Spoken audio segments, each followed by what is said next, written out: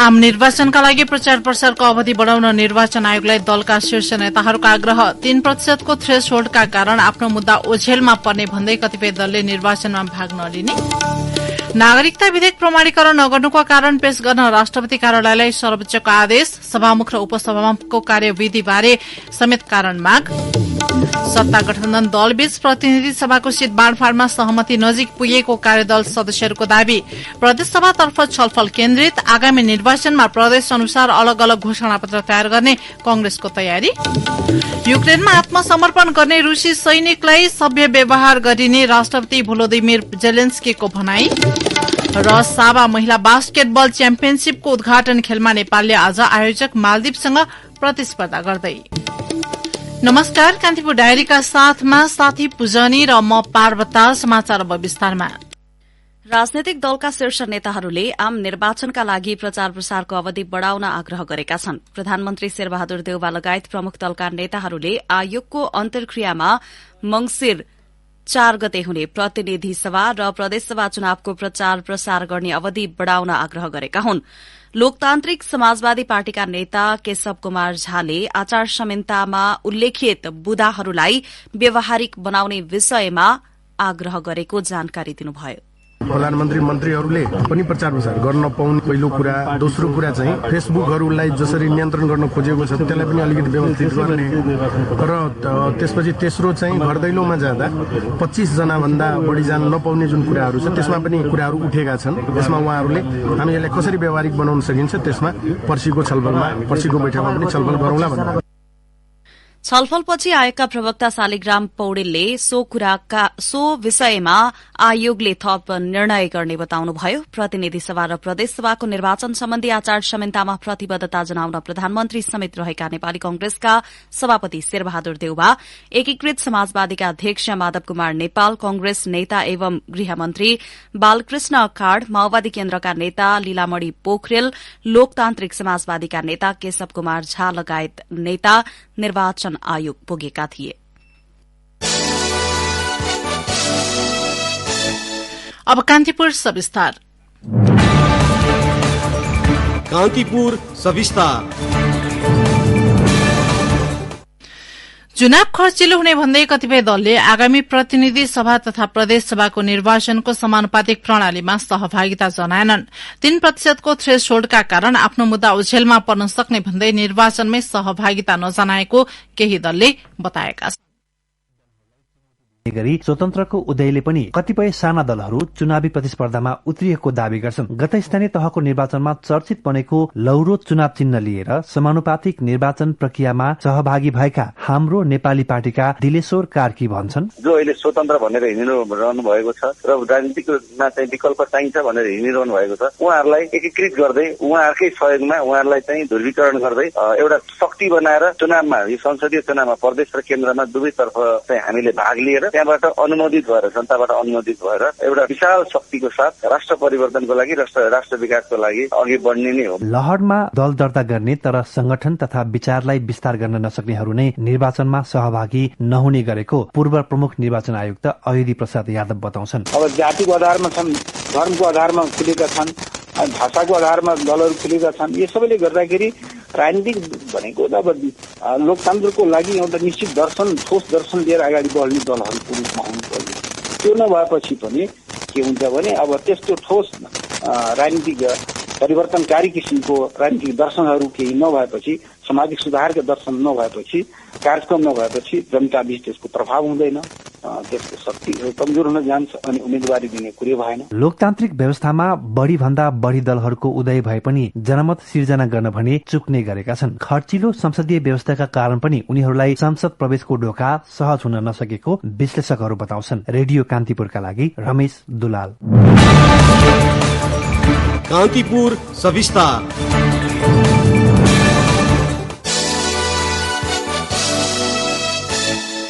संघीय संसदबाट पारित नागरिकता विधेयक प्रमाणीकरण नगर्ने राष्ट्रपतिको कदम विरूद्ध सर्वोच्च अदालतमा परेको रिटमा कारण देखाउ आदेश जारी भएको छ। सर्वोच्च अदालतका न्यायाधीश हरिप्रसाद फुयालको एकल इजलासले राष्ट्रपति कार्यालयलाई नागरिकता विधेयक प्रमाणीकरण नगर्नुको कारण पेश गर्न आदेश दिएको छ। रिट निवेदक सुनिल रञ्जन सिंहले फुयालको इजलासले आग्राधिकार सहित कारण देखाउ आदेश जारी भएको जानकारी दिनुभयो। गत बिहिबार दर्ता भएका 5वटा मुद्दाको पेशी अस्ति शुक्रबारका लागि तोकिएको थियो। न्यायाधीश मनोज शर्माको एकल इजलासमा पेशी तोकिएकोमा शुक्रबार पालो नआएपछि आजका लागि सारेको थियो। सर्वोच्च अदालतमा गत बिहिबार राष्ट्रपतिलाई विधेयक प्रमाणीकरणका लागि परमादेश दिन माग गर्दै 5वटा रिट दर्ता भएका थिए। रिटमा संघीय संसदले दोस्रो पटक प्रमाणीकरण गरी पठाएको विधेयक संविधानको सीमा 15 दिनभित्र प्रमाणीकरण नगरेकी राष्ट्रपतिलाई प्रमाणीकरण गर्नु भन्ने आदेश दिन माग गरिएको थियो। नागरिकता विधेयकलाई प्रमाणीकरण गर्न पहिलो पटक श्रावण 15 मा राष्ट्रपति समक्ष पठाइएको थियो। त्यसको 15औं दिन श्रावण 29 मा राष्ट्रपति भण्डारीले पुनर्विचार गर्न आवश्यक रहेको भन्दै सन्देश सहित संसदमा फिर्ता गर्नुभएको थियो। दुवै विधेयकलाई संघीय संसदले पुनः हुबहु पारित गरेर भदौ 20 मा राष्ट्रपति समक्ष पठाएको थियो। संविधानको धारा 113 को 4 अनुसार यसरी दोस्रो पटक आएको विधेयक राष्ट्रपतिले 15 दिनभित्र प्रमाणीकरण गर्नु पर्थ्यो। तर भण्डारीले विधेयक प्रमाणीकरण नगरी संविधानको सो प्रावधानलाई नै निष्क्रिय पारिदिएको रिटमा उल्लेख गरिएको छ। यसैबीच सभामुख र उपसभामुखको पदावधि कहिलेसम्म भन्ने विषयमा परेको रिटमा सर्वोच्च अदालतले कारण देखाउ आदेश दिएको छ। अधिवक्ताहरू किशोर पौडेल, जगन्नाथ दुलाल र अनुपम भट्टराईले दायर गरेको रिटमा सुनवाई गर्दै न्यायाधीश हरिप्रसाद फुयालले सभामुख र उपसभामुखको कार्यविधिबारे कारण माग गर्नुभएको हो। सभामुख अग्निप्रसाद सापकोटा र उपसभामुख पुष्पा भूषालको कार्यकाल सकिएको तर पदीय हैसियतमा रहिरहेको भन्दै पदमुक्त गर्नका लागि रिट मार्फत अन्तरिम आदेश माग गरिएको थियो। तर निवेदकको माग बमोजिम अन्तरिम आदेश जारी गरिरहन पर्ने नदेखिएको आदेशमा उल्लेख गरिएको छ। यद्यपि सो रिट निवेदनलाई अग्राधिकार भने दिएको छ।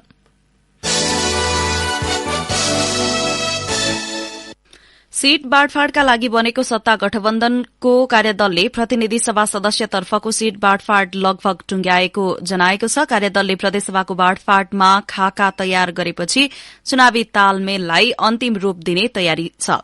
प्रतिनिधि सभातर्फ शीर्ष नेताहरूको तहमा छलफल भइरहेका बेला कार्यदलले प्रदेशसभा सदस्यको सीट बाँडफाँडमा सहमति जुटाउने प्रयास थालेको हो।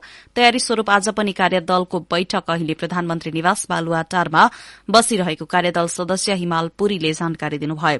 श्रावण 20 मै चुनावी तालमेल गर्ने सहमति गरेका दल 2 महिना पुग्न लाग्दा पनि त्यही विषयमा छलफलमा छन्। तर सीट बाँडफाँडको विषयमा सहमति भइसकेको छैन। कान्तिपुर डायरीमा अब ब्रेकको पालो। ब्रेकपछि कान्तिपुर डायरीमा अब बाँकी प्रसंग। आगामी मंसिर 4 गते हुने प्रदेशसभा र प्रतिनिधि सभा सदस्य निर्वाचन सुरक्षाका लागि राष्ट्रपति विद्यादेवी भण्डारीले सेना परिचालन गर्न स्वीकृति प्रदान गर्नु भएको छ। राष्ट्रपति कार्यालयका प्रवक्ता सागर आचार्यले प्रधानमन्त्रीको आग्रह बमोजिम राष्ट्रपतिबाट स्वीकृति दिएको बताउनुभयो। एकीकृत सुरक्षा कार्ययोजना 2079 अनुसार निर्वाचनलाई निष्पक्ष तथा भयरहित वातावरणमा सम्पन्न गर्नका लागि कार्ययोजना अनुरूप अनुमति प्रदान गरिएको राष्ट्रपति कार्यालयले विज्ञप्ति मार्फत जनाएको छ।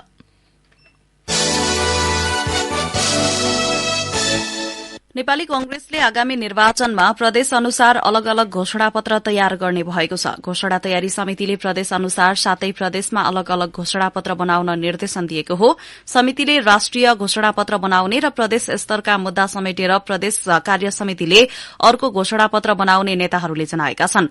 केन्द्रीय घोषणापत्र तयारी समितिले 7 प्रदेशका विषयहरू समेट्न 7 जनालाई संयोजक तोकेर काम गरिरहेको छ। आगामी 5 वर्षमा कांग्रेस नेतृत्व सरकारले गर्ने काम मात्र घोषणा पत्रमा समेटेर ल्याउने योजना रहेको एक नेताले बताए।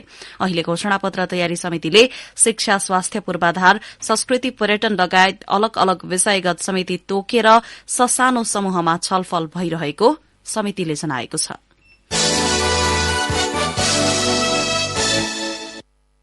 संस्कृति, पर्यटन तथा नागरिक उड्डयन मन्त्री जीवनराम श्रेष्ठले काठमाडौँमा भइरहेको विकासको मोडालिटी परिवर्तन गर्नुपर्ने बताउनु भएको छ। काठमाडौँमा आयोजित एक कार्यक्रममा मन्त्री श्रेष्ठले सांस्कृतिक शहरका रूपमा चिनिने काठमाडौँ जस्ता शहरमा विकासका नाममा विभिन्न संरचना भत्काउने काम भइरहेको गुनासो गर्नुभयो। पुरातात्विक सम्पदामा भत्काउने काम भइरहेको मन्त्री श्रेष्ठको भनाइ थियो। 3वटा शहरमा यति महत्वपूर्ण ऐतिहासिक, धार्मिक र पर्यटकीय ठाउँहरू छन्, सम्पदाहरू छन्, जुन ठाउँमा पर्यटकहरू हिँडेर डुल्न सक्ने र 2-4 दिन उनले रमाउन सक्ने ठाउँहरू यहाँ छन्। त्यो हिसाबले हामीले अब काठमाडौँको डेभलपमेन्टको चाहिँ मोडालिटीलाई हामीले चाहिँ नि चेन्ज गरेर जानुपर्छ भन्ने लाग्छ। हाम्रा सडकका घरहरू जुन हिजोको चाहिँ नि अवस्थामा छन् त्यसैलाई कायम गरेर पुरातात्विक जुन खालको त्यसको महत्वहरू छ, यो शहर नै एउटा पुरातात्विक महत्वको शहर हो। एउटा बाटो मात्र, एउटा मन्दिर मात्र पुरातात्विक पुरातात्विक महत्त्वको कुरा होइन, किन यहाँका संस्कृति, सम्पदा, रहन सहन, यहाँका समुदायहरू सबै नै पुरातात्विक रूपमा महत्त्वपूर्ण चाहिँ नि पक्षहरू। यसको संरक्षण गर्ने काम गर्नुपर्छ र साँगुरो बाटो छ भनेर फराकिलो गर्ने नाममा, विकासका नाममा घर भत्काउने, त्यसलाई चाहिँ नि मास्ने कामहरू गर्नु हुँदैन। पछिल्लो समय काठमाडौँ महानगरपालिकाले नक्सा पास बिना बनेका संरचना अवैध भन्दै हटाउने अभियान जारी राखेका बेला मन्त्री श्रेष्ठको यस्तो भनाई आएको हो।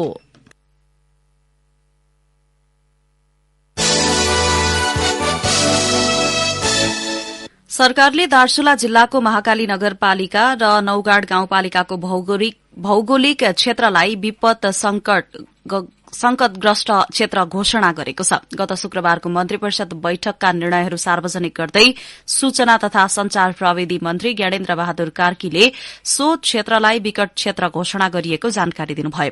मन्त्री परिषद बैठकका निर्णयहरू सार्वजनिक गर्दै मन्त्री कार्कीले चुरे संरक्षण विधेयक तर्जुमा गर्न सैद्धान्तिक स्वीकृति प्रदान गरेको बताउनुभयो। यस्तै विभिन्न स्थानीय तहहरूलाई विभिन्न प्रयोजनका लागि जग्गा प्रयोगका लागि स्वीकृति दिनुका साथै सार्वजनिक यातायातलाई सुरक्षित र व्यवस्थित गर्न तथा सड़क दुर्घटनालाई न्यूनीकरण गरी नागरिकको आगमनलाई सहज, सुरक्षित र भरपर्दो बनाउन सवारी साधनको यान्त्रिक परीक्षण, भारवहन क्षमता लगायत विषय अनुगमनका लागि सरकारले गृह मन्त्रालयका सहसचिव फणेन्द्रमणि पोखरेलको संयोजकत्वमा समिति गठन गरेको छ। सरकारले संस्कृतिविद एवं शताब्दी पुरूष सत्यमोहन जोशीको नियमित स्वास्थ्य हेरचाहका लागि नर्स उपलब्ध गराउने निर्णय पनि गरेको छ। यस्तै मन्त्री परिषद बैठकले राष्ट्रिय गानका रचयिता प्रदीप कुमार राईलाई सहज जीवनयापनका लागि मासिक 50,000 रूपियाँ भत्ता उपलब्ध गराउने निर्णय समेत गरेको छ। यसअघि राईले सरकारबाट मासिक 25,000 रूपियाँ भत्ता प्राप्त गर्दै आउनु भएको थियो।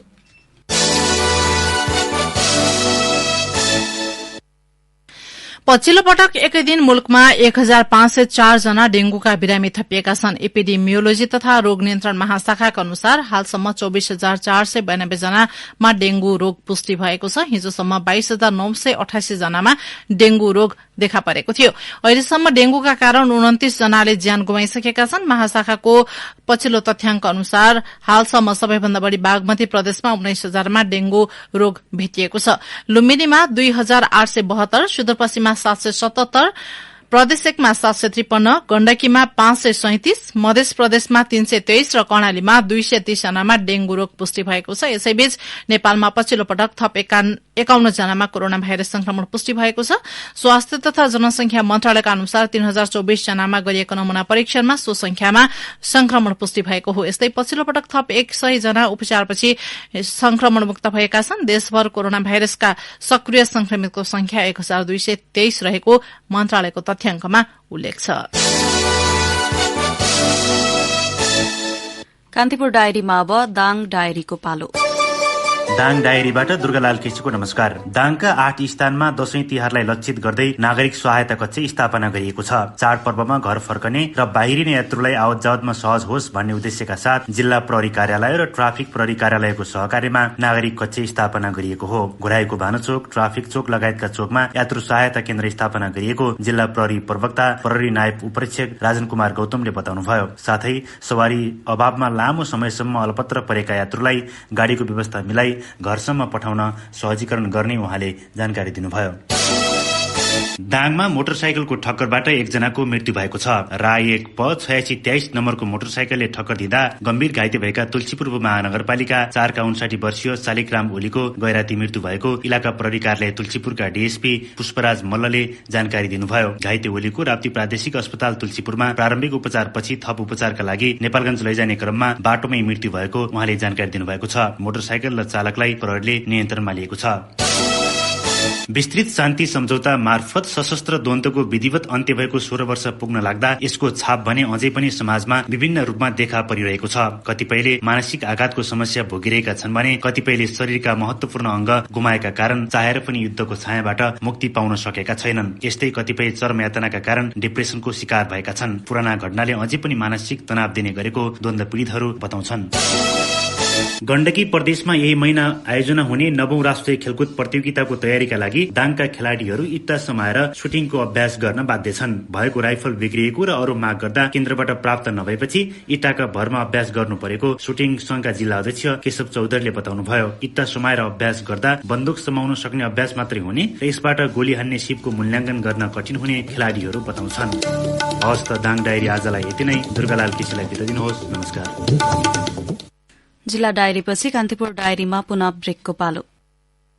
कान्तिपुर डायरीमा अब आर्थिक प्रसंग। नेपाल राष्ट्र बैंकबाट दशैं तिहार र छठका लागि हालसम्म करिब 10 अर्ब रूपियाँ बराबरको नयाँ नोट बाहिरिएको छ। बैंक तथा वित्तीय संस्थाले 7.5 अर्ब रूपियाँ र सर्वसाधारणले 2.5 अर्ब रूपियाँ गरी कुल 10 अर्ब रूपियाँ नयाँ नोट सटही भएको राष्ट्र बैंक मुद्रा व्यवस्थापन विभाग प्रमुख रेवती प्रसाद नेपालले बताउनुभयो। उहाँका अनुसार हालसम्म 5 देखि 100 का नयाँ नोट मात्रै सटही भएको छ। केही दिनमा 13 देखि 14 अर्ब रूपियाँ बराबरको 500 देखि 1000 को नोट सटही हुनेछ। राष्ट्र बैंकले गत भदौ 26 देखि बैंक तथा वित्तीय संस्था र 29 देखि सर्वसाधारणका लागि नयाँ नोट सटही सुविधा उपलब्ध गराउँदै आएको छ। अर्थ मन्त्रालयले ब्याङ्कको ब्याजदर र तत्काल देखिएको समस्याबारे अध्ययन गर्न समिति गठन गरेको छ। आज सरकारवाला पक्षसँग छलफलपछि अध्ययनका लागि अर्थ मन्त्रालयका सहसचिव बाबुराम सुवेदीको संयोजकत्वमा समिति गठन भएको मन्त्रालयका प्रवक्ता आनन्द काफ्लेले बताउनुभयो। ब्याजदर उच्च हुँदा समस्यामा परेको व्यवसायीको गुनासोपछि अर्थमन्त्री जनार्दन शर्माको सक्रियतामा ब्याजदरको विषयमा अध्ययन गर्न समिति गठन गरिएको हो। असोज 1 देखि लागू हुने गरी ब्याङ्कर्स संघले निक्षेपको ब्याजदर वृद्धि गरेको थियो। चालू आर्थिक वर्षको पहिलो 2 महिनामा 13.01% अर्थात 2 खर्ब 73 अर्ब 59 करोड़ रूपियाँ बराबरको वस्तु तथा सामग्रीहरू मुलुक भित्रिएका छन्। भन्सार विभागको तथ्याङ्क अनुसार गत आर्थिक वर्षको पहिलो 2 महिनामा भारत, चीन लगायतका तेस्रो मुलुकबाट हुने आयात करिब 75.86 अर्थात 3 खर्ब 14 अर्ब 51 करोड़ 71 लाख भन्दा बढ़ी आयात भएको छ। यो गत आर्थिक वर्षको सही अवधिको तुलनामा 40 अर्ब 91 करोड़ 74 लाख 57 हजार रूपियाँले कम हो। सो अवधिमा मुलुकभित्रबाट हुने निर्यातमा पनि उल्लेखनीय संख्यामा गिरावट आएको छ।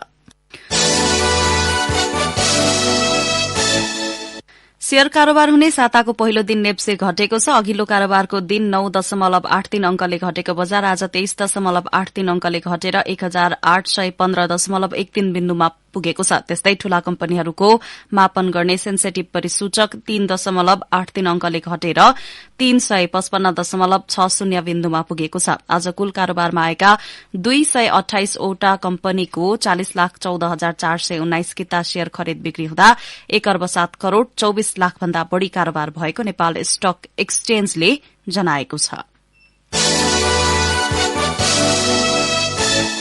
अब अन्तर्राष्ट्रिय प्रसंग। युक्रेनका राष्ट्रपति भोलोदिमिर जेलेन्स्कीले युक्रेनमा आत्मसमर्पण गर्ने रूसी सैनिकलाई सभ्य व्यवहार गरिने बताउनु भएको छ। भ्लादिमिर पुटिनले रूसी सैनिकलाई आदेश अवज्ञा गर्दै युक्रेन छोड्ने सैनिकलाई दोब्बर सजाय दिने कानूनमा हस्ताक्षर गरेपछि युक्रेनी राष्ट्रपति जेलेन्स्कीको यस्तो भनाई सार्वजनिक भएको हो। रूसी मानवाधिकार संगठनले 700 जनालाई पक्राउ गरेको र 1000 भन्दा बढ़ीलाई हिरासतमा लिएको बताएको छ।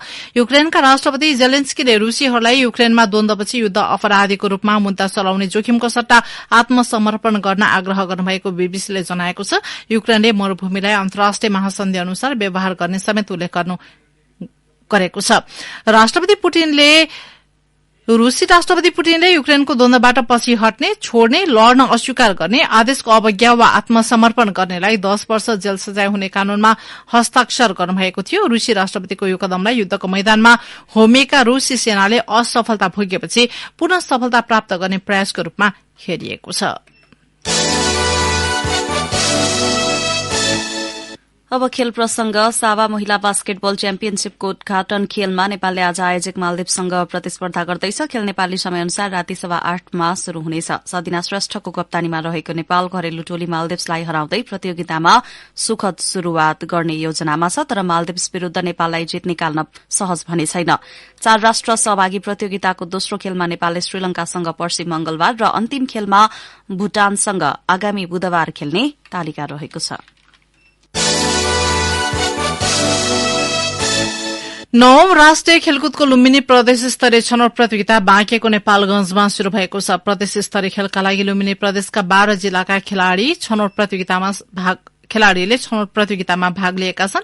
प्रतियोगितामा भारोत्तोलन, बास्केटबल, बक्सिङको छनौट प्रतियोगिता भएको हो। आज र भोलि शुटिङ, उसु, जुडो, हकी, महिला पुरूष जिम्नास्टिक, कुस्ती, साइक्लिङ, पौडी लगायतका खेलमा प्रतियोगिता हुने प्रदेश खेलकुद परिषदका सदस्य नरेन्द्र थापाले बताए। पोखरामा हुने 9औं राष्ट्रिय खेलकुद प्रतियोगितामा सहभागी हुनका लागि बाँकेमा 12वटा खेलका खेलाड़ी छनौट शुरू गरिएको हो। अन्त्यमा बुलेटिनका प्रमुख प्रसंग पुनः एकपटक। आम निर्वाचनका लागि प्रचार प्रसारको अवधि बढ़ाउन निर्वाचन आयोगलाई दलका शीर्ष नेताहरूको आग्रह। 3% को थ्रेशोल्डका कारण आफ्नो मुद्दा ओझेलमा पर्ने भन्दै कतिपय दलले निर्वाचनमा भाग नलिने। नागरिकता विधेयक प्रमाणीकरण नगर्नुको कारण पेश गर्न राष्ट्रपति कार्यालयलाई सर्वोच्चको आदेश। सभामुख र उपसभामुखको कार्यविधि बारे समेत कारण माग। सत्ता गठबन्धन दलबीच प्रतिनिधि सभाको सीट बाँडफाँडमा सहमति नजिक पुगेको कार्यदल सदस्यहरूको दावी। प्रदेशसभा तर्फ छलफल केन्द्रित। आगामी निर्वाचनमा प्रदेश अनुसार अलग अलग घोषणापत्र तयार गर्ने कांग्रेसको तयारी। युक्रेनमा आत्मसमर्पण गर्ने रूसी सैनिकलाई सभ्य व्यवहार गरिने राष्ट्रपति जेलेन्स्कीको भनाई। र साबा महिला बास्केटबल च्याम्पियनशीप उद्घाटन खेलमा नेपालले आज आयोजक मालदिवसँग प्रतिस्पर्धा गर्दै। हवस् त यिनै प्रसंगसँगै कान्तिपुर डायरीको यो बुलेटिन यही सकिन्छ। 8 बजे सेक्युरिटी एण्ड क्राइम डायरी हुनेछ। पुजनी र म पार्वता आज्ञा माग्छौं। नमस्कार।